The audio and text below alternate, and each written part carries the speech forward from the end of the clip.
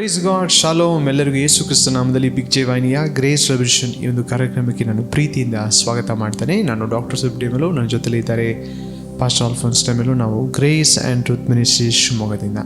ಬನ್ನಿ, ರಾತ್ರಿಯಲ್ಲಿ ನಾವು ದೇವರ ವಾಕ್ಯವನ್ನು ಕೇಳೋಕೋಣ. ಅದಕ್ಕಿಂತ ಮುಂಚೆ ನಾವು ಪ್ರಾರ್ಥನೆಯೊಂದಿಗೆ ಪ್ರಾರಂಭಿಸೋಣ. ಪ್ರಾರ್ಥನೆ ಮಾಡಿಕೊಡುವ. ಸರ್ವಶಕ್ತ ತಂದೆಯ ಪರಲೋಕದೂರಿನ ಪರಿಶುದ್ಧ ನಾಮಕ್ಕೆ ಸ್ತೋತ್ರವಾಗಲಿ. ಈ ಒಂದು ರಾತ್ರಿ ವೇಳೆಯಲ್ಲಿ ಸ್ವಾಮಿನ ಸಂಧಾನದಲ್ಲಿ ಬಂದಿವೆ ವಾಕ್ಯವನ್ನು ಧ್ಯಾನ ಮಾಡಲಿಕ್ಕೋಸ್ಕರ ಪರಿಶುದ್ಧಾತ್ಮ ದೇವರೇ ಮಾತಾಡು. ವೀಕ್ಷಿಸುವ ಎಲ್ಲ ದೇವ ಜನರ ಮನೋರಥ ಬೆಳಗಲ್ಪಡಲಿ. ಅವ್ರಿಗೆ ಬೇಕಾದಲ್ಲ ವಾಕ್ಯಗಳ ಮೂಲಕ ನೀನು ಮಾತಾಡು. ಅವರು ಹಾದು ಹೋಗುವ ಪರಿಸ್ಥಿತಿ ಏನಿದೆ ಗೊತ್ತಿಲ್ಲ ಅಪ್ಪ. ನೀನು ಎಲ್ಲವನ್ನು ಬಲ್ಲವನಾಗಿದ್ದೀವಿ ಸ್ವಾಮಿ ಕರ್ತನೆ. ಪರಿಸ್ಥಿತಿಯನ್ನು ಮಾರ್ಪಡಿಸುವ ದೇವರು ಕರ್ತನೆ. ಕಣ್ಣೀರನ್ನು ಒರೆಸುವ ದೇವರಾಗಿದ್ದೀವಿ ಸ್ವಾಮಿ. ರೋಗಿಗಳನ್ನು ಸ್ವಸ್ಥ ಮಾಡುವ ದೇವರಾಗಿದ್ದಿ ಸ್ತೋತ್ರ ಕರ್ತನೆ. ದರಿದ್ರವನ್ನು ಕರ್ತನೆ ನಿವಾರಿಸುವ ದೇವರಿನಾಗಿದೆ ಅದಕ್ಕೆ ಸ್ತೋತ್ರ. ಯಾವ್ಯಾವ ಪರಿಸ್ಥಿತಿ ಇಲ್ಲದರೋ ಅವ್ರ ಪರಿಸ್ಥಿತಿಯನ್ನು ಮಾರ್ಪಡಿಸು. ಅವ್ರ ಹೃದಯದ ಆಲೋಚನೆಗಳನ್ನು ಅವಶ್ಯಕತೆಗಳಿಗೆ ತಕ್ಕಂತೆ ನೀನು ಮಾತಾಡಬೇಕಾಗಿ ಪ್ರಾರ್ಥನೆ ಮಾಡ್ತೇನೆ ಸ್ವಾಮಿ. ಪ್ರತಿಯೊಬ್ಬ ದೇವಚಂದ್ರನ ಕರೆಕ್ಟ್ ಒಪ್ಪಿಸ್ತೇನೆ ಸ್ವಾಮಿ. ಅವರ ಬೇಕಾದ ಎಲ್ಲ ಅನುಕೂಲಗಳು ನೀನು ಒದಗಿಸಿಕೊಡು. ಕಷ್ಟ ಸಂಕಟದಲ್ಲಿ ಜನರಿರುವ ಕಷ್ಟಗಳು ಪರಿಹರಿಸಲ್ಪಡಲಿ ಯೇಸುವಿ ನಾಮದಲ್ಲಿ. ನಿನ್ನನ್ನು ನಿರೀಕ್ಷಿಸುವವರಿಗೆ ನೀನು ಸಿಕ್ಕುವ ದೇವರಾಗಿದೆ ಸ್ವಾಮಿ. ಪ್ರತಿಯೊಬ್ಬರು ಯಾರ್ಯಾರು ನೀನು ನಿರೀಕ್ಷಿಸ್ತಾರೋ ಅವರಿಗೆ ಸದುತ್ತರವನ್ನು ದಯಪಾಲಿಸಬೇಕಾಗಿ ಪ್ರಾರ್ಥನೆ ಮಾಡ್ತೇನೆ. ನೀನು ಮಾತಾಡು ಸ್ವಾಮಿ. ನೀನು ಮಹಿಮೆ ಒಂದು ಸಮಸ್ತ ಘನಮಾನ ಇನ್ನೊಬ್ಬರಿಗೆ ಸಲ್ಲಿಸ್ತಾ ಯೇಸು ಕ್ರಿಸ್ತ ನಾಮದಲ್ಲಿ ಪ್ರಾರ್ಥಿಸಿ ಬೇಡಿ ಹೊಂದಿಕೊಂಡಿದ್ದೇನೆ. ಪರಲೋಕದ ಪರಮ ತಂದೆಯಾದ ದೇವರೇ, ಆಮೇನ್. ಆಮೆನ್. Praise God. ಪ್ರೀತಿ ದೇವ ಜನರೇ, ಈ ರಾತ್ರಿಯಲ್ಲಿ ದೇವರ ವಾಕ್ಯವನ್ನು ನೀವು ಕೇಳುತ್ತಿರುವಾಗ ನಿಮ್ಮ ಜೀವಿತ ಇದ್ದಾಗೆ ಇರುವುದಿಲ್ಲ. ಆಮೆನ್. ನಾವು ಸೇವಿಸುವ ದೇವರು ಆತನು ಎಷ್ಟೋ ಅದ್ಭುತವಾಗಿದ್ದಾನೆ. Is an awesome God. Amen. ದೇವರ ವಾಕ್ಯವನ್ನು ನೀವು ಅನುಭವಿಸುವಾಗ, ಅದನ್ನು ಕೇಳುವಾಗ ಅದು ಬಹಳ ಮಧುರವಾಗಿದೆ. ವಾಕ್ಯ ಹೇಳ್ತಿದೆ ಅದು ಸಿಹಿ ಜೇನುತುಪ್ಪಕ್ಕಿಂತ ಅದು ರುಚಿಯಾಗಿದೆ. ಆಮೆನ್. ಸೊ ಅಂದರೆ ವಾಕ್ಯವನ್ನು ಅದನ್ನು ಅರಿತುಕೊಳ್ಳುವುದು, ಆಮೆನ್, ಅದನ್ನು ಅನುಭವಿಸೋದು ತುಂಬ ಇಂಪಾರ್ಟೆಂಟ್ ಎಂಬುದಾಗಿ. ಆಮೆನ್. ಅದಕ್ಕೆ ಕೀರ್ತನೆ 119 ನೋಡ್ತೇವೆ. ಕೀರ್ತನೆಗಾರನು ಬರೀತಾನೆ, ನಾನು ಎಲ್ಲದಕ್ಕಿಂತ ಹೆಚ್ಚಾಗಿ ಎಲ್ಲ ಐಶ್ವರ್ಯಕ್ಕಿಂತ ಅಥವಾ ಎಲ್ಲ ಒಳ್ಳೆಯ ಸಂಗತಿಗಳಿಗಿಂತ ನಾನು ದೇವರ ವಾಕ್ಯವನ್ನು ಧ್ಯಾನಿಸುವುದರಲ್ಲೇ ನಾನು ಅತಿಯಾದ ಆಸಕ್ತಿ ಉಳ್ಳವನಾಗಿದ್ದೇನೆ, ಸಂತೋಷ ಪಡ್ತೇನೆ ಎಂಬುದಾಗಿ. 162ನೇ ವಚನ ಈ ರೀತಿಯಾಗಿ ಬರೆಯಲ್ಪಟ್ಟಿದೆ. ಸಾಮ್ಸ್ 119, 119ನೇ ಕೀರ್ತನೆ 162ನೇ ವಚನ. ಒಬ್ಬನು ತಾನು ಸಂಪಾದಿಸಿದ ದೊಡ್ಡ ಕೊಳ್ಳೆಯಲ್ಲಿ ಹೇಗೋ ಹಾಗೆಯೇ ನಾನು ನಿನ್ನ ನುಡಿಯಲ್ಲಿ ಆನಂದಿಸುತ್ತೇನೆ. ಆಮೆನ್. ಆಮೆನ್. ವಾಕ್ಯ ಹೇಳ್ತದೆ ಯಾವ ರೀತಿಯಾಗಿ ಒಬ್ಬ ವ್ಯಕ್ತಿ ತುಂಬ ಆಸ್ತಿ ಇದ್ದರೆ ಅವನು ಭಾಳ ಸಂತೋಷ ಪಡ್ತಾನೆ. ಅಂದರೆ ಅವನು ಸಕ್ಸಸ್ಫುಲ್, ಅವನು ಅದೆಲ್ಲ ಅಂದ್ಕೊಳ್ತಾನೆ. ಹೌದು, ಎಲ್ಲ ಇದೆ, ಎಲ್ಲ ಬಂತು ಅಂತ. ಒಬ್ಬ ವ್ಯಕ್ತಿ ಬಗ್ಗೆ ಸ್ವಾಮಿ ಹೇಳ್ತಾರೆ. ಎಸ್. ಒಬ್ಬ ವ್ಯಕ್ತಿ ಬೆಳೆ ಜಮೀನು ತುಂಬ ಬೆಳೆದು ಬಿಡ್ತಂತೆ. ಎಷ್ಟೋ ವರ್ಷಕ್ಕಾಗುವಷ್ಟು ಒಂದೇ ಸರಿ ಬೆಳೆದು ಬಿಡ್ತು. ಅವನಿಗೆ ತುಂಬ ಸಂತೋಷ ಆಯಿತು. ಅವನು ಹೇಳ್ತಾನೆ ಅವನ ಮನಸ್ಸಿಗೆ, ನಿನಗೆ ಬೇಕಾದಷ್ಟು ಸರಕು ಬಿದ್ದಿದೆ, ಇನ್ನೇನು ಕೆಲಸ ಮಾಡೋಗತ್ತೇ ಇಲ್ಲ, ಊಟ ಮಾಡು, ಕೊಡಿ, ನೀನು ರೆಸ್ಟ್ ತಗೋ ಅಂತೇಳಿ ಹೇಳ್ತಂತೆ. ಏನು ತುಂಬ ಬೆಳೆದು ಬಿಡ್ತು. ಎಸ್. ಆಶೀರ್ವಾದ ಬಂತು. ಅದರಿಂದ ನಾನೇನಾದ್ರು ಜನರಿಗೆ ಸಹಾಯ ಮಾಡ್ಬೋದು, ಅದರಿಂದ ಅನೇಕ ಜನರು ಹಸಿವು ನೀಗಿಸ್ಬೋದು. ಎಸ್. ಅಥವಾ ಬೇರೆ ಒಳ್ಳೆ ಕೆಲಸ ಮಾಡೋದು ಬಿಟ್ಟ ಅವನೇನು ಮಾಡ್ತಾನೆ, ಮನಸ್ಸಿಗೆ ಹೇಳ್ಕೊಳ್ತಾನೆ, ನಿನಗೆ ಬೇಕಾದಷ್ಟು ಬೆಳೆದು ಬಿಟ್ಟಿದೆ, ಇಡ್ಲಿಕ್ಕೆ ಜಾಗ ಇಲ್ಲ, ಕಣಜಿಗಳನ್ನು ದೊಡ್ಡದು ಮಾಡ್ತೇನೆ ಅಲ್ವಾ, ಜಾಗವನ್ನು ಹೆಚ್ಚು ಮಾಡ್ತೇನೆ, ಬ್ಯಾಂಕ್ ಅನೇಕ ಖಾತೆಗಳನ್ನು ಓಪನ್ ಮಾಡ್ತೇನೆ, ಈ ರೀತಿ ಹೇಳ್ತಾನೆ ಹೊರತು ಅದರಿಂದ ಕಷ್ಟದಲ್ಲಿರುವ ಜನರಿಗಾಗಲಿ ಸೇವೆಗೆ ಬೇಕಾದ ಅನುಕೂಲ ಕೊಡೋದಾಗಲಿ ಅದು ಚಿಂತೆ ಮಾಡಿಲ್ಲ, ದೇವರಾಜ್ಯಕ್ಕೆ ಯೋಚನೆ ಮಾಡಿಲ್ಲ. ಆದರೆ ಅವನು ಸಂತೋಷಪಟ್ಟ, ನನ್ನ ಈ ಆಸ್ತಿಯಿಂದ ನಾನು ಸಂತೋಷ ಪಡ್ತೇನೆ, ಕುಡಿತೇನೆ, ತಿಂತೇನೆ, ಸಂತೋಷವಾಗಿರ್ತೇನೆ. ಆ ಮನಸ್ಸಿಗೆ ಆತನು ಹೇಳ್ಕೊಳ್ತಾನೆ. ದೇವರ ಮಾತು ಅವನಿಗೆ ಬರ್ತದೆ, ನೀನು ನಿನ್ನ ಆತ್ಮವನ್ನು ಜೀವನ ಇವತ್ತೇ ತೆಗೆಯಲ್ಪಡುವುದು, ನೀನು ಕೂಡಿಸಿಟ್ಟದ್ದು ಯಾರಿಗಾಗುವುದು ಎಂಬುದಾಗಿ ಅಲ್ವಾ. ದೇವರ ವಾಕ್ಯಕ್ಕೆ ಮೊದಲು ಸ್ಥಾನ ಕೊಡಬೇಕಾಯಿತು. ಇಲ್ಲಿ ಕೀರ್ತನೆಗಾರನ ಹೇಳ್ತಾನೆ, ಒಬ್ಬನು ತಾನು ಸಂಪಾದಿಸಿದ ದೊಡ್ಡ ಕೊಳ್ಳೆಯಲ್ಲಿ ಹೇಗೋ ಅಲ್ವಾ, ಎಸ್, ಹೇಗೋ ಹಾಗೆಯೇ ನಾನು ನಿನ್ನ ನುಡಿಯಲ್ಲಿ ಆನಂದಿಸ್ತೇನೆ. ಇದು ಮಾಡಬೇಕಾಯ್ತು. ಆಮೆನ್. ಆಮೆನ್. ಪ್ರತಿಯೊಬ್ಬ ಮನುಷ್ಯ ಇವತ್ತು ಎಸ್ ತನ್ನ ಆಸ್ತಿ ಅಂತಸ್ತಿನಿಂದ ಏನು ಆತನು ಗಳಿಸಿ, ಅಂದರೆ ಅವನ ಬೇಕಾದ ವಸ್ತುಗಳನ್ನು ತೊಗೊಳ್ಬೋದು, ಆದರೆ ನಿತ್ಯತ್ವವನ್ನು ತಗೊಳ್ಳಿಕ್ಕೆ ಸಾಧ್ಯ ಇಲ್ಲ, ಸಮಾಧಾನ ತಗೊಳ್ಳಿಕ್ಕಾಗಲ್ಲ. ಎಷ್ಟೋ ಜನ ದೊಡ್ಡ ದೊಡ್ಡ ಹೆಸರು ಗಳಿಸಿದವರು, ಬೇಕಾದಷ್ಟು ಹಣ ಇದೆ, ಅವರ ತಲಾಂತರ ತಿಂದರೂ ಖಾಲಿ ಆಗಲ್ಲ, ಅಷ್ಟು ಹಣ ಇದೆ. ಆದರೆ ಅವ್ರಿಗೆ ನೆಮ್ಮದಿ ಇಲ್ಲ, ನಿದ್ರೆನೇ ಇಲ್ಲ ಅವರಿಗೆ. ಅಂಥ ಪರಿಸ್ಥಿತಿಲಿರ್ತಾರೆ. ಆದರೆ ಈ ಸ್ವಾಮಿ ನುಡಿಯನ್ನು ಯಾರು ಕೇಳ್ತಾರೋ ಅದ್ರ ಪ್ರಕಾರ ಜೀವಿಸ್ತಾರೋ ಅವರು ನೆಮ್ಮದಿಯ ಜೀವಿತ ಜೀವಿಸೋರಾಗಿದ್ದಾರೆ ಅಲ್ವಾ? ಕೀರ್ತನೆಗಾರ ಅದೇ ಹೇಳ್ತಾರದಿಲ್ಲಿ, ಎಸ್ ಎಸ್, ನಿಧಿಯಂತೆ ನಾನು ಅದು ಕಾಪಾಡ್ತೇನೆ ಎಂಬುದಾಗಿ. ಇನ್ನು ನುಡಿ ಏಮ್ಯಾನ್. ದೇವರ ವಾಕ್ಯ ನಿಮ್ಮ ಜೀವಿತದಲ್ಲಿ ಒಂದು ವಿಶೇಷವಾದ ಒಂದು ಆದರಣೆ, ಸಮಾಧಾನ, ನಿಮ್ಮನ್ನು ಕಂಫರ್ಟ್ ಮಾಡುವಂಥದ್ದಾಗಿದೆ. ಅದರಲ್ಲಿ ಸಿಗುವಂಥ ಸಂತೋಷ ಯಾವುದಕ್ಕೂ ಕೂಡ ಕಂಪೇರ್ ಮಾಡಲಿಕ್ಕೆ ಸಾಧ್ಯವೇ ಇಲ್ಲ ಪ್ರಿಯರೇ. ಇವೆಲ್ಲ ಇರೋಕ್ಕಿಂತ ಹೆಚ್ಚಿನ ಸಂತೋಷ, ಸಾಧಾರಣವಾದ ಸಂತೋಷ ಅಲ್ಲ, ಅದಕ್ಕಿಂತ ಮಿಗಿಲಾದ ಸಂತೋಷ, ಆ ಆನಂದವನ್ನು ದೇವರು ನಿಮ್ಮ ಹೃದಯದಲ್ಲಿ ಹಾಕಿದ್ದಾನೆ. ಇನ್ನೊಂದು ಪಾಸ್ಟರ್ ಹೇಳಿದ ಹಾಗೆ ಆ ವ್ಯಕ್ತಿ ಅಲ್ವಾ ಎಲ್ಲ ಸರಕನ್ನು ಏನು ಮಾಡ್ತಾನೆ, ದೊಡ್ಡದು ಮಾಡ್ತಾನೆ ಅಲ್ವಾ. ಆ್ಯಕ್ಚುಲಿ ಏನಂದರೆ ಯಾರು ಉಳಿಸ್ಕೊಳ್ತಾರಲ್ಲ ಅವರು ಕಳ್ಕೊಳ್ತಾರಂತೆ. ಹೌದು, ಇದ್ದವನ ಕೈಯಲ್ಲಿ ಇದ್ದದ್ದು ಅದು ಹೋಗತ್ತಂತೆ. ಆದರೆ ಇಲ್ಲದವನ ಅಂದರೆ ದೇವರ ವಾಕ್ಯವನ್ನು ಯಾರು, ನಾವು ಬೈಬಲ್ ವಾಕ್ಯ ಹೇಳ್ತದೆ, ಯಾವಾಗ ನೀವು ಕೊಡ್ತೀರಾ, ಯಾವಾಗ ನೀವು ಉದ್ಧಾರ ಮನಸ್ಸಿಂದ ಇನ್ನು ಚೆಲ್ತೀರಾ, ಅದು ವಾಪಸ್ ತಿರುಗಿ ಬರ್ತದೆ ಅಂತೆ. ಯಾವಾಗ ನಾವು ಅದು ಬಿಗಿಯಾಗಿ ಇಟ್ಕೊಳ್ತೇವೆ ಅದು ಹೊರಟು ಹೋಗ್ಬಿಡುತ್ತಂತೆ. ಕೀರ್ತನೆಗಳ ಅನೇಕ ವಾಕ್ಯ ಆಧಾರ ಆಗಿದೆ. ದೇವರ ವಾಕ್ಯ ನಮ್ಮನ್ನು ಎಂಕರೇಜ್ ಮಾಡ್ತದೆ. ಕೊಡಿರಿ, ಕೊಡಿರಿ ನಿಮಗೆ ಕೊಡಲ್ಪಡುತ್ತೆ. ಇದು ಪ್ರಿನ್ಸಿಪಲ್ ಆಗಿದೆ. ದೇವರ ವಾಕ್ಯ, ದೇವರ ರಾಜ್ಯದ ಒಂದು ತತ್ವ ಆಗಿದೆ. ಲೋಕ ಹೇಳ್ತದೆ ಹಿಡೀರಿ ಅಂತ, ಕೊಡಬೇಡಿ, ಬಿಗಿ ಹಿಡ್ಕೊಳ್ಳಿ. ಆದರೆ ವಾಕ್ಯ ಹೇಳ್ತದೆ ನೀವು ಕೊಡಿರಿ ಎಂಬುದು. ಜ್ಞಾನೋಕ್ತಿಯಲ್ಲಿ ನಾವು 11ನೇ ಅಧ್ಯಾಯದಲ್ಲಿ ನಾವು ನೋಡ್ಬೋದು. 24ನೇ ವಚನ, ಒಬ್ಬನು ತನ್ನ ಧನವನ್ನು ಚೆಲ್ಲಿದರೂ ಅವನಿಗೆ ವೃದ್ಧಿ, ಮತ್ತೊಬ್ಬನು ನ್ಯಾಯವಾದನು ಬಿಗಿ ಹಿಡಿದರೂ ಅವನಿಗೆ ಬಡತನ. ಉದಾರಿಯು ಪುಷ್ಟನಾಗುವನು, ನೀರು ಹಾಯಿಸುವವನಿಗೆ ನೀರು ಸಿಕ್ಕುವುದು. ಧಾನ್ಯವನ್ನು ಬಿಗಿ ಹಿಡಿಯುವವನ ಮೇಲೆ ಜನರ ಶಾಪ, ಮಾರುವವನ ಮೇಲೆ ಆಶೀರ್ವಾದ. ಧರ್ಮಕ್ಕೆ ಆತುರ ಪಡುವವನಿಗೆ ದಯೆ, ಕೇಡನ್ನು ಹುಡುಕುವವನಿಗೆ ಕೇಡೆ. ಧನವನ್ನೇ ನಂಬಿದವನು ಬಿದ್ದು ಹೋಗುವನು, ಸದ್ಧರ್ಮಿಯು ಕುಡಿಯ ಹಾಗೆ ಚಿಗುರುವನು. ಓಹ್, ವಾಟ್ ಎ ವಂಡರ್ಫುಲ್ ಗಾಡ್! ಎಂಥ ಅದ್ಭುತವಾದ ವಾಕ್ಯ. ತನ್ನದನ್ನೇ ಬಿಗಿ ಹಿಡಿದರೆ ಬೇರೆಯದಲ್ಲ, ಅದು ಸಹ ತಪ್ಪು ಎಂಬುದಾಗಿ. ಆ ಶ್ರೀಮಂತ ಏನು ಮಾಡ್ದ, ನನಗೆ ಸಾಕಷ್ಟು ಬೆಳೆದ್ಬಿಟ್ಟಿದೆ, ಅದು ನಾನೇ ಅನುಭವಿಸ್ತೀನಿ, ಇನ್ಯಾರಿಗೆ ಕೊಡೋಲ್ಲ ಅಲ್ವಾ? ಆ ದಿನವೇ ಅವನ ಜೀವ ಕೇಳಲ್ಪಡ್ತದೆ. ಇದು ಯಾರಿಗೆ ಆಗ್ತದೆ ಎಂಬುದಾಗಿ.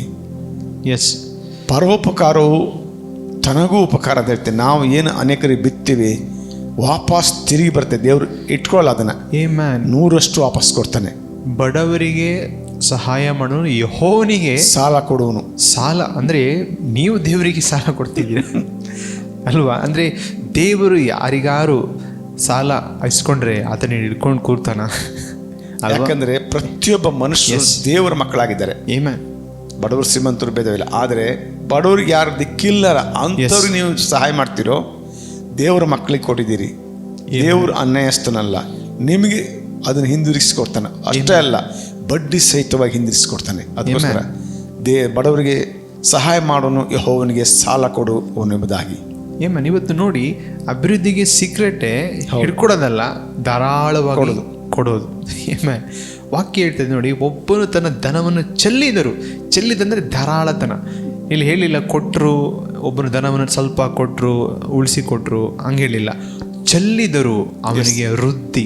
ಚೆಲ್ಲಿದ್ರೆ ನಿಮ್ಮ ಲೆಕ್ಕದಲ್ಲಿ ಖಾಲಿ ಆಗಬೇಕಲ್ವಾ? ಹೌದು ಅಲ್ವಾ? ಲೋಕದ ಪ್ರಕಾರ ಖಾಲಿ ಅಲ್ವಾ? ಇಲ್ಲ, ದೇವರ ವಾಕ್ಯದ ಪ್ರಕಾರ ವೃದ್ಧಿ. ಹೇಳಿ, ನಾನು ಕ್ರಿಸ್ತನಲ್ಲಿ ವೃದ್ಧಿ ಆಗಿದ್ದೇನೆ. ದೇವರ ಕ್ರಿಸ್ತ ಯೇಸುವಿನ ಮೂಲಕ ನಾನು ಐಶ್ವರ್ಯವಂತನಾಗಿದ್ದೇನೆ. ಯಾಕೆಂದರೆ ನನ್ನ ಐಶ್ವರ್ಯ ನನ್ನ ಬಲದಿಂದಲ್ಲ, ಆತನು ನಮ್ಮ ಬಡತನನ್ನು ಹೊತ್ತು ತೀರಿಸಿ ತನ್ನ ಐಶ್ವರ್ಯ ನಮ್ಮ ಒಳಗಿಟ್ಟಿದ್ದಾನೆ. ಹಾಗಾಗಿ ನೀವು ಮಾಡುವ ಪ್ರತಿಯೊಂದು ಕೆಲಸದಲ್ಲಿ ದೇವರು ಸಫಲತೆಯನ್ನು ತೆಗೆದುಕೊಂಡು ಬರುವಾತನಾಗಿದ್ದಾನೆ. ಇಲ್ಲಿ ನೋಡ್ತೇವೆ, ಇನ್ನೊಬ್ಬ ಅಂದರೆ ವಾಕ್ಯ ನಮ್ಮದೇ ಇರೋನು ಅಲ್ವಾ? ನ್ಯಾಯಬದ್ಧ, ಅವನು ದುಡಿತಾನೆ, ನಾನು ಯಾರಿಗೂ ಕೊಡಲ್ಲ, ಯಾರಿಂದ ಇಸ್ಕೊಡಲ್ಲ ಇವನು ಅಲ್ಲ, ನಾನು ಯಾರಿಗೆ ಹೆಲ್ಪ್ ಮಾಡೋಕ್ಕೆ ಹೋಗಲ್ಲ, ನಾನು ಯಾರ ಹತ್ರ ಇಸ್ಕೊಂಡಿಲ್ಲಲ್ಲ ಅದಕ್ಕೆ ಹೆಲ್ಪ್ ಮಾಡೋಕ್ಕೆ ಹೋಗಲ್ಲ ಅಂತ ಕೆಲವರು ಹಂಗೆ ಅಂದ್ಕೊಳ್ತಾರೆ. ಆದರೆ ವಾಕ್ಯ ಹೇಳ್ತದೆ ಅವನು ಇನ್ನೂ ಬಡತನದಲ್ಲಿರ್ತಾನಂತೆ. ಇವತ್ತು ಯಾಕೆ ಇನ್ನೂ ಬಡತನ, ಇನ್ನೂ ದರಿದ್ರತನ ವಿಶ್ವಾಸ ಜೀವಿತದಲ್ಲಿ ಅಂದರೆ ಅದೊಂದು ಆತ್ಮ, ಅದೊಂದು ಕಂಜೂಸ್ ಆತ್ಮ. ಅದು ಕಂಜೂಸ್ ಆತ್ಮ ಅಂದರೆ ಇನ್ನೊಬ್ರಿಗೆ ಕೊಡೋಕ್ಕೆ ಬಿಡೋದಿಲ್ಲ. ಯಾಕೆಂದರೆ ಬಿಟ್ಬಿಟ್ರೆ ಇವನು ಅಭಿವೃದ್ಧಿ ಆಗಿಬಿಡ್ತಾನೆ. ಹೌದು, ಅದು ಆಗಬಾರ್ದಂತ, ಇವನ ಅಭಿವೃದ್ಧಿ ಆಗಬಾರ್ದಂತ. ಎಸ್, ನೀವು ಅದು ಹಿಡ್ಕೊಳ್ತೇವೆ. ಅದು ದುರಾತ್ಮನ ಆಲೋಚನೆ. ಏನು, ಎಸ್, ಕೊಟ್ಟರೆ ತಿರುಗಿ ವಾಪಸ್ ಬರುತ್ತೆ. ದೇವರು ನಿಯಮನೇ ಹಾಗೆ, ಕೊಡಿರಿ ಕೊಡಲ್ಪಡೋದು, ಜಡಿದು ಅಲ್ಲಾಡಿಸಿ ತುಂಬಿ ಹೊರಸೂಸುವಂತೆ ತಿರುಗಿ ನಿಮ್ಮ ಸರಿಗೆ ಹಾಕಿದ್ದು. ಏನೇ ಕೊಡಿ, ಎಂತ ಸಹಾಯನೇ ಮಾಡ್ರಿ ಅಥವಾ ಕೇಡೆ ಮಾಡಿ, ಅದು ಅಷ್ಟೇ ಬರುತ್ತೆ ವಾಪಸ್ ನಿಮಗೆ. ಕೇಡೆ ಮಾಡಿದ್ರು ಸಹ ಅದು ತುಂಬಿ ಹೊರಸೂಸು ನಿಮ್ಗೆ ವಾಪಸ್ ಬರುತ್ತೆ. ನೀವು ಎಂಥ ಬೀಜನ ಬಿತ್ತಿದ್ದೀರ ಅದ್ರ ಫಲ ಬರುತ್ತೆ ಅಷ್ಟೇ. ಬರುತ್ತೆ. ನಾವು ಬೀಜ ಬಿತ್ತೋದು ಮಾತಿನಿಂದ ಅಲ್ವಾ, ಕ್ರಿಯೆಗಳಿಂದ. ನಾವು ಏನು ಅದನ್ನು ಬಿತ್ತೀವಲ್ಲ ಅವನ್ನೆಲ್ಲ ನಾವು ಕಾಣ್ತೀವಿ ಅದನ್ನು. ಸೊ ಹಾಗಾಗಿ ರೈಟ್ ಆದ ಬೀಜವನ್ನು, ನಿಮ್ಮ ಸರಿಯಾದ ಬೀಜವನ್ನು, ಈ ರೀತಿಯಾಗಿ ಸಹಾಯ ಅಥವಾ ಒಳ್ಳೆಯ ಮಾತು ಅಲ್ವಾ, ಸತ್ಕಾರ್ಯ, ದೇವರ ವಾಕ್ಯದ ಮೂಲಕವಾಗಿ ನಾವು ಇದು ಮಾಡುವಾಗ 100% ಅದು ಒಳ್ಳೆಯ ಪ್ರತಿಫಲವನ್ನು ಅದು ತಗೊಂಡು ಬರ್ತದೆ ಮತ್ತು ನೀವು ಹೊಟ್ಟೆ ತುಂಬ ತಿಂತೀರ. ಕೀರ್ತನೆ ಜ್ಞಾನೋಕ್ತಿ 23 ಬರೆಯಲ್ಪಟ್ಟಿದೆ ಅಲ್ವಾ, ಏನಂದರೆ ತನ್ನ ಬಾಯಿಂದ ಹೊರಡುವ ಪ್ರತಿಯೊಂದು ಮಾತಿನಿಂದ ಏನಾಗುತ್ತೆ, ಅದರ ಬೆಳೆಯನ್ನು ಅದನ್ನು ತಿಂತಾನಂತೆ ಅಲ್ವಾ. ಇಲ್ಲಿ 18ನೇ ಅಧ್ಯಾಯದಲ್ಲಿ 18 ವಚನ. ಎಸ್, ಮನುಷ್ಯನು ತನ್ನ ಬಾಯ ಬೆಳೆಯನ್ನು ಹೊಟ್ಟೆ ತುಂಬ ಉಣ್ಣುವನು. ಎಸ್, ಬಾಯ ಬೆಳೆ, ಇದು ಹೊಲದ ಬೆಳೆ ಅಲ್ಲ, ಬಾಯಲ್ಲಿ ನೀವು ಬೆಳೀತೀರ. ಹೌದು, ಅದು ಹೊಟ್ಟೆ ತುಂಬ ಉಣ್ಣುವನು. ಎಸ್, ಹೊಟ್ಟೆ ತುಂಬ ಉಣ್ತೀರ. ತನ್ನ ತುಟಿಗಳ ಫಲವನ್ನು ಸಾಕಷ್ಟು ತಿನ್ನುವನು. ಸಾಕಷ್ಟು ನೋಡಿ, ಸಾಕಷ್ಟು ದೇವರು ಇಟ್ಬಿಟ್ಟಿದ್ದಾನೆ. ಜೀವ ಮರಣ ನಾಲಿಗೆ ವಶ. ಎಸ್, ಆಶೀರ್ವಾದ ಶಾಪ ನಿಮ್ಮ ಎದುರಿಗೆ ಇಟ್ಬಿಟ್ಟಿದ್ದಾನೆ. ಏನನ್ನು ಎಷ್ಟು ನೀವು ಮಾತಾಡ್ತೀರಾ ಅಷ್ಟು ಹೊಟ್ಟೆ ತುಂಬ ಸಾಕಷ್ಟು ಪ್ರಾಸ್ಪೆರಿಟಿ ಮಾತಾಡ್ತೀರಾ, ಒಳ್ಳೆಯದನ್ನು ಮಾತಾಡ್ತೀರಾ, ಪ್ರಾಸ್ಪೆರಿಟಿನ ಅನುಭವಿಸ್ತೀರಾ. ಏಮನ್, ಕೆಟ್ಟದನ್ನು ಮಾತಾಡ್ತೀರಾ ಅಷ್ಟು ದರಿದ್ರತನವನ್ನು ಅಂದರೆ ಬಡತನವನ್ನು ನಾವು ಅಲ್ಲೇ ಉಳಿದು ಬಿಡ್ತೀವಿ. ಅಂದರೆ ದೇವರ ವಾಕ್ಯ ಇವತ್ತು ನಮಗೆ ಆಲ್ರೆಡಿ ಒಂದು ಅಥಾರಿಟಿ ಕೊಟ್ಬಿಟ್ಟಿದೆ. ನಮ್ಮನ್ನು ಆಲ್ರೆಡಿ ನಮಗೇನು ಮಾಡಿಬಿಟ್ಟಿದೆ, ದೇವ್ರು ಬ್ಲೆಸ್ ಮಾಡಿಬಿಟ್ಟಿದ್ದಾನೆ. ಇವತ್ತು ನಾವು ಅದು ಯಾವ ರೀತಿಯಾಗಿ ಚೂಸ್ ಮಾಡ್ತೀವಿ ಅದು ಇಂಪಾರ್ಟೆಂಟ್. ಏಮನ್, ಇಲ್ಲಿ ನೋಡ್ತೇವೆ, ಮತ್ತೊಬ್ಬನು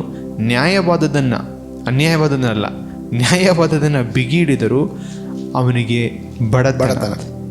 25ನೇ ವಚನ, ಉದಾರಿಯು ಪುಷ್ಟನಾಗುವನು, ನೀರು ಹಾಯಿಸುವನಿಗೆ ನೀರು ಸಿಕ್ಕುವುದು. ಉದಾರಿ ತೆಳ್ಳಗಾಗಬೇಕಲ್ವಾ ಲೋಕದ ಪ್ರಕಾರ. ಇಲ್ಲಿ ಪುಷ್ಟ ಅಂದರೆ ಜಸ್ಟ್ ದಪ್ಪ ಅಂತಲ್ಲ, ಎಲ್ಲ ವಿಧದಲ್ಲಿ ಅವನು ಆರ್ಥಿಕವಾಗಿ, ಅವನು ಫಿಸಿಕಲಾಗಿ ಕೂಡ ಅವನು ಹೆಲ್ತಿಯಾಗಿರ್ತಾನೆ. ಏಮನ್, ಅವನ ಮನಸ್ಸಲ್ಲೂ ಕೂಡ ತುಂಬ ಸ್ಟ್ರಾಂಗ್. ಯಾವಾಗ ಆತ್ಮಿಕವಾಗಿ ಅಂದರೆ ನಿಮ್ಮ ಆತ್ಮ ದೇವರ ವಾಕ್ಯದಲ್ಲಿ ಚಲಿಸ್ತದೆ, ನೀವು ಬಲಿಷ್ಠರಾಗ್ತೀರಾ. ಅದಕ್ಕೆ ವಾಕ್ಯ ಕೊರಿಂಥ ಪತ್ರಿಕೆಯಲ್ಲಿ ನೋಡಲಿಕ್ಕೆ ಸಾಧ್ಯ. ದಿನೇ ದಿನೇ ನಿಮ್ಮ ಹೊರಗಿನ ಮನುಷ್ಯ ಅವನು ವೀಕ್ ಆಗ್ತಾ ಹೋದಂಗೆ ನೀವು ಅಂತರ್ಯ ಮನುಷ್ಯ ಏನಾಗುತ್ತೆ, ಸ್ಟ್ರಾಂಗ್ ಆಗ್ತಾನೆ. ಯಾವಾಗ ನೀವು ವಾಕ್ಯ ದೇವರು ಹೇಳ್ತದೆ ಇದನ್ನು ಮಾಡುವಾಗ ನೀವು ಪುಷ್ಟರಾಗ್ತಾ ಹೋಗ್ತೀರಾ. ಯಾವಾಗ ನಿಮ್ಮ ಆತ್ಮ ಮನುಷ್ಯ ಪುಷ್ಟನಾಗ್ತಾನೆ, ನಿಮ್ಮ ಸೋಲ್, ನಿಮ್ಮ ಮನಸ್ಸು ಹಾಗೂ ನಿಮ್ಮ ಶರೀರ ಎಲ್ಲ ನಿಯಂತ್ರಣಕ್ಕೆ ಬಂದ್ಬಿಡ್ತಾನೆ. ಅವನು ಕೂಡ ಸ್ಟ್ರಾಂಗ್ ಆಗಿಬಿಡ್ತಾನೆ.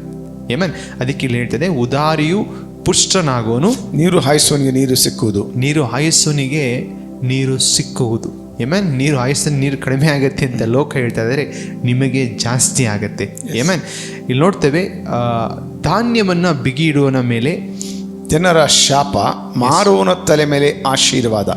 ಇಲ್ಲಿ ನೋಡ್ತೇವೆ, ಜಸ್ಟ್ ಕೆಲವೊಂದು ಬರಗಾಲದಲ್ಲಿ ನೋಡ್ತೇವೆ, ಐಗುಪ್ತ ದೇಶದಲ್ಲಿ ಯೋಸೇಫನ್ ಅಲ್ವಾ, ದೇವರ ಕೃಪೆಯಿಂದ ಅಲ್ವಾ, ದೇವರ ಜ್ಞಾನದಿಂದ ಅವನೊಂದು ಡ್ರೀಮ್ನ ಇಂಟರ್ಪ್ರೆಟ್ ಮಾಡ್ತಾರೆ. ಅದೇ ಪ್ರಕಾರ ಹಂಗೆ ಆಗತ್ತೆ. 7 ವರ್ಷ ಒಳ್ಳೆ ಸಮೃದ್ಧಿ ಬೆಳೆ.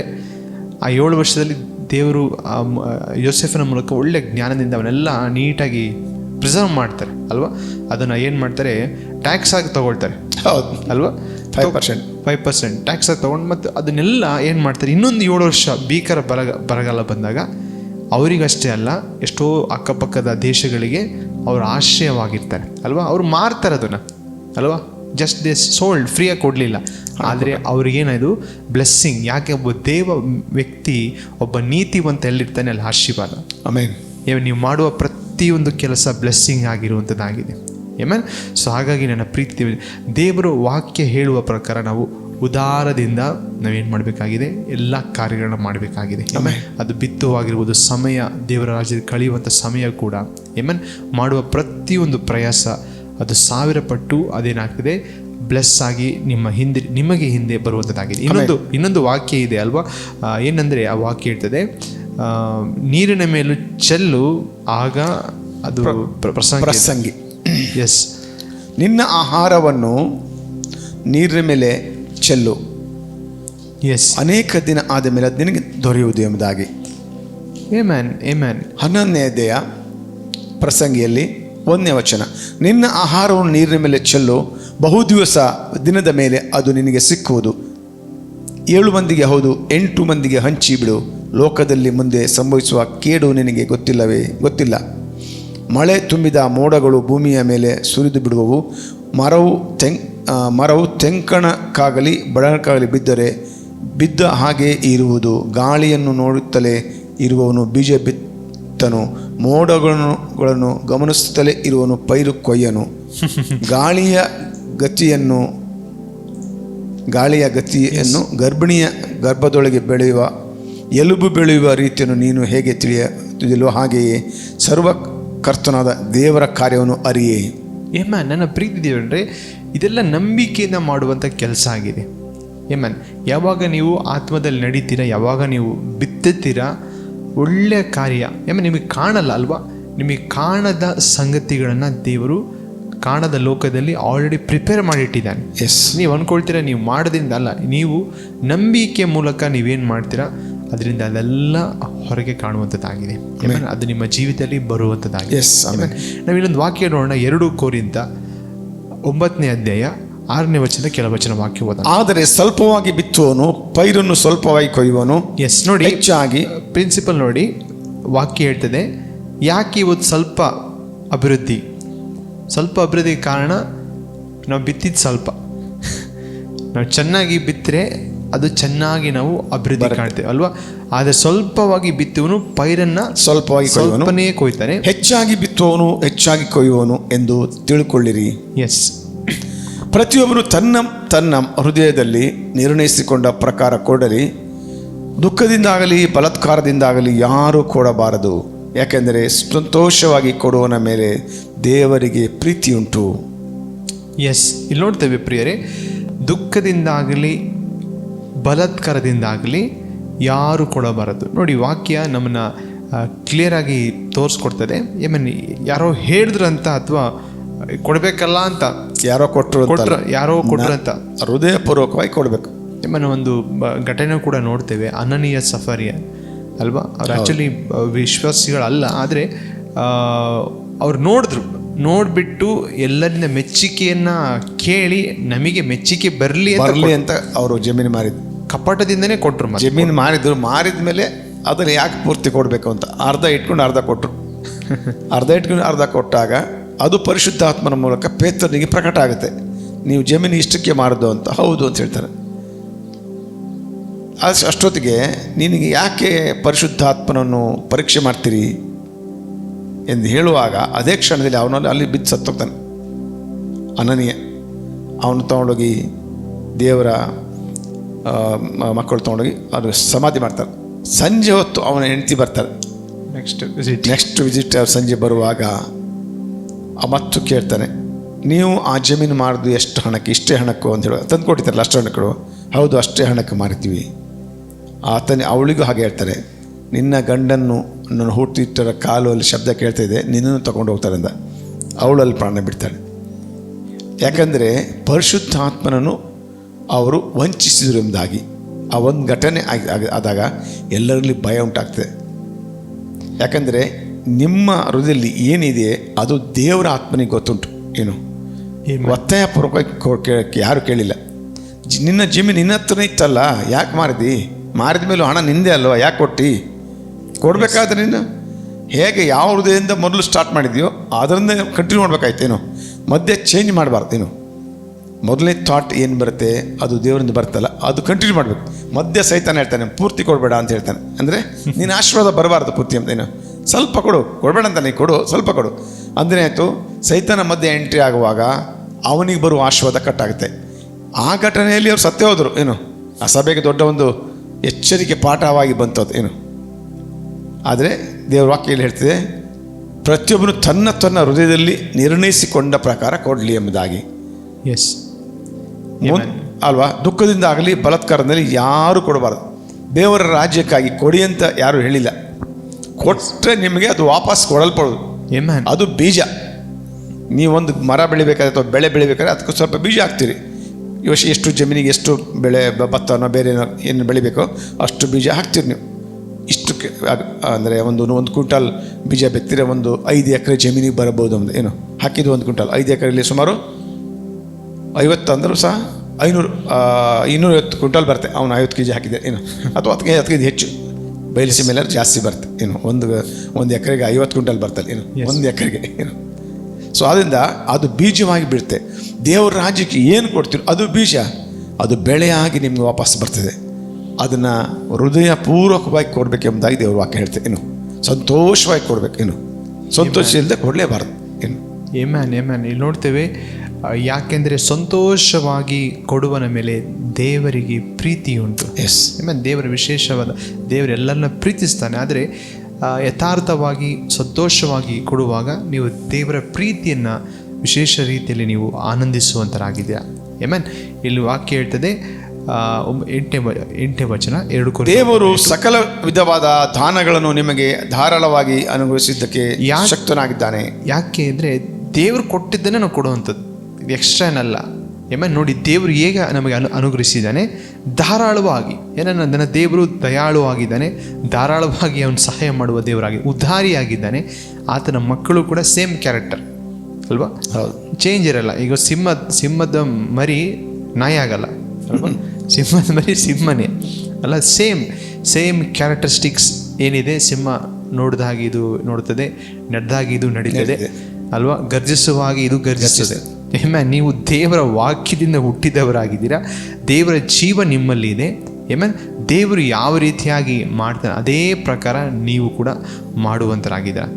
ಇಲ್ಲಿ ನೋಡಿ, ದೇವರು ಸಕಲ ವಿಧವಾದ ದಾನಗಳನ್ನು ನಿಮಗೆ ಧಾರಾಳವಾಗಿ ಅನುಗ್ರಹಿಸೋಕ್ಕೆ ಶಕ್ತನಾದದ್ರಿಂದ ನೀವು ಯಾವಾಗಲೂ ಎಲ್ಲ ವಿಷಯಗಳಲ್ಲಿಯೂ ಪರಿಪೂರ್ಣತೆಯುಳ್ಳವರಾಗಿ ಸಕಲ ಸತ್ಕಾರ್ಯಗಳನ್ನು ಹೇರಳವಾಗಿ ಮಾಡುವವರಾಗಿರಬೇಕು. ಸ್ವಲ್ಪವಾಗಿ ಅಲ್ಲ, ಹೇರಳವಾಗಿ. ಎಲ್ಲ ಸತ್ಕಾರ್ಯದ ಒಂಥರ ಅಲ್ಲ. ಕೆಲವರು ಅಂದ್ಕೊಳ್ತಾರೆ ಕೇವಲ ಯಾರಿಗೂ ಒಂದು ಸ್ವಲ್ಪ ಸಭೆ ಕೊಡೋದ್ರಿಂದನೇ ಸತ್ಕಾರ್ಯ. ಅನೇಕ ರೀತಿಯ ಸೇವೆಗಳಿದೆ ಅಲ್ವಾ? ಭಿಕ್ಷೆ ಮಾಧ್ಯಮ ಕೂಡ ಒಂದು ಅದ್ಭುತವಾದ ಸೇವೆ ಅಲ್ವಾ? ಇವು ಬಿತ್ತುವಂಥ even small seed to the media, ಈ ಒಂದು ಮೀಡಿಯಾ ಸೇವೆಗೆ ಬಿತ್ತುವಂಥ ಬೀಜವನ್ನು ಕೂಡ ದೇವರು ಆಶೀರ್ವದಿಸುವ ಆತನಾಗಿದ್ದಾನೆ. ಯಾಕಂದರೆ ಎಲ್ಲೆಲ್ಲಿ ಯಾವ್ಯಾವ ಜನರಿಗೆ ದೇವರು ವಾಕ್ಯ ಬೇಕಾಗಿದೆಯೋ ದೇವರಿಗೆ ಅಷ್ಟೇ ಗೊತ್ತು. ಎಲ್ಲಿ ಮನುಷ್ಯರು ಹೋಗಿ ಹೇಳಲಿಕ್ಕೆ ಸಾಧ್ಯ ಇಲ್ಲೋ ಈ ಮೀಡಿಯಾ ಮೇಲೆ ಜೊತೆಗೆ ಮೀಡಿಯಾ ಅಲ್ಲಲ್ಲಿ ತಲುಪುತ್ತೆ. ಟಿ ವಿ ಮೂಲಕ ಆಗಲಿ, ಸೋಷಿಯಲ್ ಮೀಡಿಯಾ ಮೂಲಕ ಆಗಲಿ, ಯಾವ್ಯಾವ ದೇಶದ ಮೂಲೆ ಮೂಲೆಗೆ ಪ್ರಪಂಚದ ಕೆಲವು ಭಾಗಗಳು ಸಹ ಈಗ ಹೋಗ್ತಾ ಇದೆ. ಇನ್ನು ಮುಂದೆ ಇಡೀ ಪ್ರಪಂಚ ಹೋಗ್ತದೆ. ಏನು ಆದ್ದರಿಂದ ಇದಕ್ಕೆ ಆ ಒಂದು ಬಿತ್ತುವ ಒಂದು ಬೀಜವು ಸಹ ಅದು ಬಹು ಬೆಳೆಯಾಗಿ ಬರುತ್ತೆ ನಿಮಗೆ. ನೀವೆಲ್ಲಿ ಸುವಾರ್ತೆ ಹೋಗ್ಬೇಕಂತ ಯೋಚನೆ ಮಾಡ್ತೀರೋ, ಹೋಗ್ಲಿಕ್ಕೆ ಆಗಿಲ್ವೋ, ಈ ಮೀಡಿಯಾ ಮೂಲಕ ವಾಕ್ಯ ಹೋಗ್ತದೆ. ಅದರ ಪ್ರತಿಫಲ ನೀವು ಏನು ಬಿತ್ತಿರೋ ಅದಕ್ಕೆ ಆತ 100% ಹಿಂದಿರಿಕೊಳ್ಳಿಕ್ಕಿದ್ದಾನೆ. 100%. ನೀವು ಮಾಡುವ ಪ್ರತಿಯೊಂದು ಸಹಾಯ, ಸತ್ಕಾರ್ಯ, ಸೇವೆಗೆ ಮಾಡುವಂಥ ಪ್ರೋತ್ಸಾಹ, ನೀವು ಅದರಲ್ಲಿ ಬರುವಂಥ ಆ ಒಂದು ಫಲಿತಾಂಶದಲ್ಲಿ ನೀವು ಕೂಡ ಭಾಗಿಗಳಾಗಿದ್ದೀರಾ. ಅದರ ಬ್ಲೆಸ್ಸಿಂಗ್ ನಿಮ್ಮ ಜೀವಿತದಲ್ಲಿ ಅದು ಹೇಗೆ ಬರ್ತದೆ ಅಂದರೆ ಹಿಂಬಾಲಿಸ್ಕೊಂಡು ಬರ್ತದೆ. ದೇವರ ರಾಜ್ಯಕ್ಕಾಗಿ, ನೀತಿಗಾಗಿ ತಗೊಳ್ರಿ, ಒಟ್ಟಿಗೆ ಅವೆಲ್ಲವೂ ಕೊಡಲ್ಪಡುವುದು ನಿಮ್ಮ ಹಿಂದೆ. ನಿಮ್ಮ ಜೀವಮಾನವೆಲ್ಲ ಶುಭವು ಕೃಪೆಯು ನಿಮ್ಮನ್ನು ಹಿಂಬಾಲಿಸಿ ಬರ್ತದೆ. ಬೇಡ ಆದರೂ ಬರ್ತದೆ. ನೀವು ಅದರಿಂದ ಹೋಗುತ್ತಿಲ್ಲ, ಅದು ನಿಮ್ಮ ಹಿಂದೆ ಬರ್ತದೆ. ನಿಮ್ಮ ತಲೆ ಆಶೀರ್ವಾದಕ್ಕೆ ನೆಲೆ ಎಂಬುದಾಗಿ ವಾಕ್ಯ ಹೇಳ್ತದೆ. ಆಶೀರ್ವಾದಕ್ಕೆ ಲ್ಯಾಂಡಿಂಗ್ ಪ್ಲೇಸ್ ವಿಶ್ವಾಸಿ ನಿಮ್ಮ ನೀತಿವಂತನ ತಲೆ. ನೀವು ಉದಾರವಾಗಿ ಕೊಡುವಾಗ ಅದನ್ನು ವಿಸ್ತಾರ ಮಾಡ್ತೀರಾ. ಅಲ್ಲಿ ಅಂದರೆ ಜಾಗ, ಈಗ ಎಲಿಪ್ಯಾಡ್ ಬಂದು ದೊಡ್ಡ ನೀಟಾಗಿದ್ದರೆ ಅಕ್ಕಪಕ್ಕದಲ್ಲಿ ಏನಿಲ್ಲ ಅಂದರೆ ನೀಟಾಗಿ ಲ್ಯಾಂಡ್ ಆಗುತ್ತೆ. ಯಾವುದು ಹೆಲಿಕಾಪ್ಟರ್ ಇಲ್ಲ ಅಂದರೆ ಲ್ಯಾಂಡ್ ಮಾಡೋಕ್ಕೆ ಕಷ್ಟ ಆಗುತ್ತೆ. ನಿಮ್ಮ ತಲೆ ಆಶೀರ್ವಾದ ನೆಲೆಯಾಗಿ ದೇವರು ಮಾಡಿದ್ದಾನೆ. ನೀವು ದೇವರ ರಾಜ್ಯಕ್ಕಾಗಿ ಬಿತ್ತುವಾಗ ದಟ್ ಮೀನ್ಸ್ ದೇವರಿಂದ ನೀವು 100% 1000 ಪಟ್ಟು ಅದಕ್ಕೆ ಪ್ರತಿಫಲವಾಗಿ ಹೊಂದುವಂತರಾಗಿದೆ. ಇಲ್ಲಿ ನೋಡ್ತೇವೆ ಉಪಕಾರಿಯ ವಿಷಯದಲ್ಲಿ 9:2 ಉಪಕಾರಿಯ ವಿಷಯದಲ್ಲಿ ಅವನು ಬಡವರಿಗೆ ಧಾರಾಳವಾಗಿ ಕೊಟ್ಟನು, ಅವನ ನೀತಿಯ ಫಲವು ಸದಾಕಾಲ ಇರುವುದು ಎಂದು ಶಾಸ್ತ್ರದಲ್ಲಿ ಬರೆದದೆಯಲ್ಲ. ಇಲ್ಲಿ ನೋಡ್ತೇವೆ ಉಪಕಾರಿ ವಿಷಯದಲ್ಲಿ ಯಾರು ಧಾರಾಳವಾಗಿ ದೇವರ ರಾಜ್ಯಕ್ಕಾಗಿ ಅಥವಾ ಸತ್ಕಾರ್ಯಗಳನ್ನ ಮಾಡೋಕ್ಕಾಗಿ ಧಾರಾಳವಾಗಿ ಕೊಡ್ತಾರೆ ಅವರ ವಿಷಯವಾಗಿ ಬಡವರಿಗೆ ಧಾರಾಳವಾಗಿ ಕೊಟ್ಟನು, ಅವನ ನೀತಿಯ ಫಲವು ಸದಾಕಾಲವೂ ಇರುವುದು. ನೀವು ಮಾಡುವ ಪ್ರತಿಯೊಂದು ಸತ್ಕಾರ್ಯ ಅದು ನಿಲ್ಲುವಂಥದ್ದಾಗಿದೆ, ಅದು ಬಿದ್ದು ಅದಕ್ಕೆ ಪ್ರತಿಫಲವಾಗಿ ದೇವರು ನಿಮಗೆ ಹಾನರ್ ಮಾಡುವ ಆತನಾಗಿದ್ದಾನೆ. ಕೊನೆಯ ಒಂದು ವಾಕ್ಯ ನೋಡೋಣ, ಗಲಾತ್ಯ ಪತ್ರಿಕೆ 6ನೇ ಅಧ್ಯಾಯ 7ನೇ ವಚನ. ಇಲ್ಲಿ ನೋಡೋಣ, ಗಲಾಟಿಯನ್ಸ್ ಚಾಪ್ಟರ್ 6 ಚಾಪ್ಟರ್ 7. ಇಲ್ಲಿ ನೋಡೋಣ ಪಾಸ್ಟರ್. ಮೋಸ ಹೋಗಬೇಡ್ರಿ, ದೇವರು ತಿರಸ್ಕಾರ ಸಹಿಸುವವನಲ್ಲ. ಮನುಷ್ಯನು ತಾನು ಏನು ಬಿತ್ತುತ್ತಾನೋ ಅದನ್ನೇ ಕೊಯ್ಯಬೇಕು. ಇಲ್ಲಿ ನೋಡ್ತೇವೆ, ನಾವು ಏನನ್ನು ಬಿತ್ತೀವೋ, ಒಳ್ಳೆಯ ಬೀಜವನ್ನು ಬಿತ್ತಿದ್ರೆ ಒಳ್ಳೆಯ ಫಲವನ್ನು ಕೊಯ್ತೀವಿ ಅಲ್ವಾ? ಸೊ ಇಲ್ಲಿ ನೋಡ್ತೇವೆ, ವಾಟ್ ಯು ಸೋ. ಇಲ್ಲಿ ನೋಡ್ತೀವಿ, be not deceived, God is not mocked, for whatsoever a man soweth that shall he also reap. ನನ್ನ ಪ್ರೀತಿ ದೇವಚಂದ್ರೆ, ನೀವು ಬಿತ್ತುವ ಪ್ರತಿಯೊಂದು ಬೀಜ ಅದು ಪ್ರತಿಫಲ ಕೊಡುತ್ತದೆ. ಇಲ್ಲಿ ವಾಕ್ಯ ಇನ್ನೊಂದು ಓದ್ಬೇಡಿ, 8ನೇ ವಚನ. ತನ್ನ ಶರೀರ ಭಾವವನ್ನು ಕುರಿತು ಬಿತ್ತುವವನು ಆ ಭಾವದಿಂದ ನಾಶನವನ್ನು ಕೊಯ್ಯುವನು. ಆತ್ಮವನ್ನು ಕುರಿತು ಬಿತ್ತುವವನು ಆತ್ಮದಿಂದ ನಿತ್ಯ ಜೀವವನ್ನು ಕೊಯ್ಯುವನು. ಆಮೆನ್. ಒಳ್ಳೆಯದನ್ನು ಮಾಡುವುದರಲ್ಲಿ ಬೇಸರಗೊಳ್ಳದೆ ಇರೋಣ, ಯಾಕೆಂದರೆ ಮನಗುಂದದಿದ್ದರೆ ತಕ್ಕ ಸಮಯದಲ್ಲಿ ಬೆಳೆಯನ್ನು ಕೊಯ್ಯುವೆವು. ಕೆಲವೊಂದು ಸಾರಿ ಕೆಲವೊಂದು ಫಲವನ್ನು ಇಮಿಡಿಯೇಟಾಗಿ ಕಾಣಲ್ಲ, ಅದಕ್ಕೆ ಮನಗುಂದಬೇಡ್ರಿ. ಹೌದು, ಮನಗುಂದಿದ್ರೆ ಬೆಳೆ ಕುಯ್ಯೋ ಟೈಮಲ್ಲಿ ನಿಮಗೆ ಸಿಕ್ಬಿಡತ್ತೆ. ಮನಗುಂದ್ಬಿಟ್ರೆ ನೀವು ನಿರಾಶೆ ಆಗಿಬಿಟ್ಟು ಈ ಕಡೆ ಬಂದುಬಿಡ್ತೀರ. ಹೌದು ಅಲ್ವಾ? ಸೊ ಹಾಗಾಗಿ ಸ್ಥಿರಚಿತ್ತರಾಗಿರಿ ವಾಕ್ಯದಲ್ಲಿ. ಭರವಸೆ ಇಡ್ರಿ, ಖಂಡಿತವಾಗಿ ದೇವರು ನಿಮ್ಮ ಜೀವಿತದಲ್ಲಿ ಅತಿಶಯ ಅದ್ಭುತವನ್ನು ಮಾಡುವ ದೇವರಾಗಿದ್ದಾನೆ. ಈ ರಾತ್ರಿ ನನ್ನ ಪ್ರೀತಿ ದೇವಜನರೇ, ಒಂದು ವೇಳೆ ಇದುವರೆಗೂ ಯೇಸು ಕ್ರಿಸ್ತನ ಸ್ವಂತ ರಕ್ಷಕನಾಗಿ ನೀವು ಇನ್ನೂ ಅಂಗೀಕಾರ ಮಾಡಿಲ್ಲ ಅಂದರೆ ಪಾಸ್ಟರ್ ಮುಂದಿನ ಸಮಯದಲ್ಲಿ ನೀವು ಪ್ರೇಯರ್ ಲೀಡ್ ಮಾಡಲಿಕ್ಕಿದ್ದಾರೆ. ಪ್ರಾರ್ಥನೆ ಮಾಡಿಕೊಳ್ಳುವ.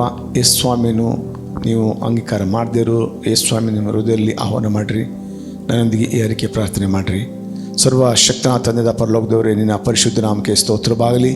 ಈ ಒಂದು ರಾತ್ರಿ ವೇಳೆಯಲ್ಲಿ ನಿನ್ನ ವಾಕ್ಯವನ್ನು ಕೇಳಿದ್ದೇವೆ ಅಪ್ಪ. ನೀನು 2000 ವರ್ಷ ಹಿಂದೆ ಈ ಲೋಕಕ್ಕೆ ನರಾವತಾರ ಎತ್ತಿ ಬಂದು ಕಲ್ವಾರಿ ಕ್ರೂಜಿಯಲ್ಲಿ ನಿನ್ನ ಪರಿಶುದ್ಧ ರಕ್ತವನ್ನು ಚೆಲ್ಲಿದಿ. ನಿನ್ನ ದೇಹವನ್ನು ಯಜ್ಞಕ್ಕಾಗಿ ಸಜೀವ ಯಜ್ಞವಾಗಿ ಸಮರ್ಪಿಸಿದಿ. ನಮ್ಮ ಪಾಪಗಳನ್ನು, ಶಾಪಗಳನ್ನು, ರೋಗಗಳನ್ನು, ದಲಿತನ್ನು ಹೊತ್ತು ತೀರಿಸಿದಿ. ನೀನು ಕಲ್ವಾರಿ ಕ್ರೂಜಿಯಲ್ಲಿ ಸತ್ತು ಹೂಣಲ್ಪಟ್ಟು 3 ದಿನದಲ್ಲಿ ಸತ್ತವರಿಂದ ಮೃತ್ಯುಂಜನಾಗಿ ಎದ್ದು ಬಂದಿ ಎಂಬುದಾಗಿ ನಾನು ನಂಬುತ್ತೇನೆ.